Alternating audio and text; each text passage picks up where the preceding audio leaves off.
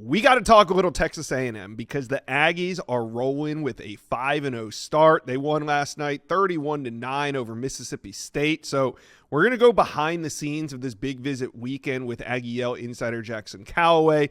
But before we do that, A&M fans, we are in the middle of an exciting season, and we are talking Aggie recruiting all year long. So jump on board and make sure you guys are subscribed to this channel. All right, let's bring in Jackson Calloway. So what's been the recruit reaction to this 5-0 start?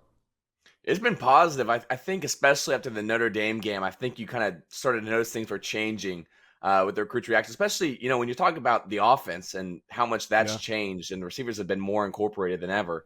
I think it's been an impressive start. They obviously want to keep that momentum going. But I think now you're kind of, especially on the recruiting side of things, starting to see some momentum that I don't think you would have expected before the season started. Yeah, you didn't really see this excitement out of those Jimbo Fisher archaic Yeah. offenses. It was kind of hard to sell some of these explosive playmakers on that, whereas now it's like proof of concept. It's on the field. It's in front of you. All right, so let's get into some of these big name recruits that were on campus. I didn't see offensive lineman Kennedy Brown, the number one offensive tackle in America, 5-star prospect in that 27 class. Also, Edge Zyron Forstall, two headliners this weekend. How did Texas A&M do with these two? Yeah, both of them are kind of those type of guys to where they're really highly touted. I think Forstall has been a guy that LSU has been kind of maintaining the pace for. USC's another school as well. But I think with both of them, they're kind of guys where Texas A&M, they needed a season like this to where they can kind of get kickstart and kind of catapult themselves forward. I think they've done just that. They're kind of looking for that elite edge. I think Forstall fills that need. He's obviously the number 2 player in the country. Brown obviously fills a big need as well on the tackle. A&M's going to be losing 3 or 4 of their starting linemen after this year. So kind of looking long term, I think Brown's a big key. There's some other 5-star talent on campus. I think Ismail Kamara is one of those guys where he's still really raw, but he's as talented as anybody. And so we'll see what happens, but I think they've really positioned themselves well early. All right. So what other big name 2027 recruits do you think the Aggies made a move with over the weekend? Yeah, I think they continue to kind of shape up themselves in a really good spot for landing Williams Callis. I think LSU is kind of the main competition right there. We continue to talk about how A&M's recruiting the running back position. KJ Edwards, Jonathan Hatt in this class. But I think when you look forward to next year, he's their clear number 1 guy. He's the only guy that I think is getting this much attention from the staff. I think A&M right now has been able to really get close with LSU. I think LSU's been kind of controlling that one as of late, but I think they're there. Jaquan Snell, another safety from Waxahachie. I think that he's a guy that A&M's kind of climbing for. I'd label them as the leader right now for him. And he's just an elite defender, and they've been looking for that elite safety for some time now. I think that he may be the guy that finally fills that need for Mike Elko.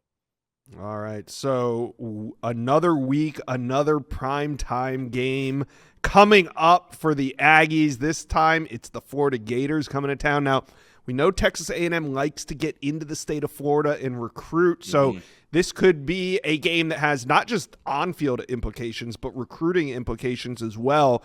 Do you think that Texas A&M is going to try to load up the sidelines with top recruits for this one? Absolutely. Of course. And I think they've already started to do that as well. I think when you look at the guys expected next week, we've kind of talked about it a little bit on Aggie Yale, but KJ Ford, a Florida commit, defensive end from Duncanville, he's kind of been looking around as of late. I think that's a guy, if Texas A&M decides to take another defensive end in the class and they're not able to go to get a Tate Jones, I think KJ Ford could be a guy they go and get. He came to campus a week ago for Auburn. He was scheduled to be here for Florida. We'll see if that actually takes place, but I think that's one guy that's coming.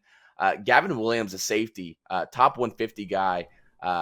He's someone that USC, I'm told, has kind of been controlling the pace for as well so far, but I think A&M could really make a play there. He's another one of those key guys I think they're really excited to get on campus.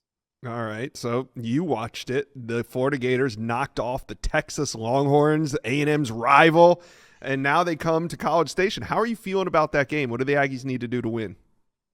Yeah, I think they need to continue to protect the ball. I think that's one thing they've done really well all year. They've been able to run the ball really well when they need to as well. I think that you really want to start getting drives put together without the penalties. I think that's been the one thing for Texas A&M that's held them back. It's just the penalties. They get drives going and then they get penalized and they end up punting the ball and then puts them in a bad spot. And we're always battling this positioning on the field. A&M needs to get ahead of that and stop contributing to the Cabo Fund. Apologize.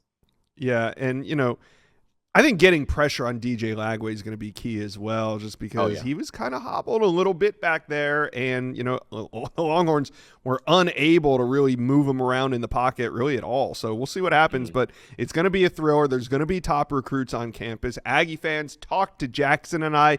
How are you guys feeling about this undefeated start, and what do the Aggies need to do to beat the Florida Gators? Put it in the comment section below.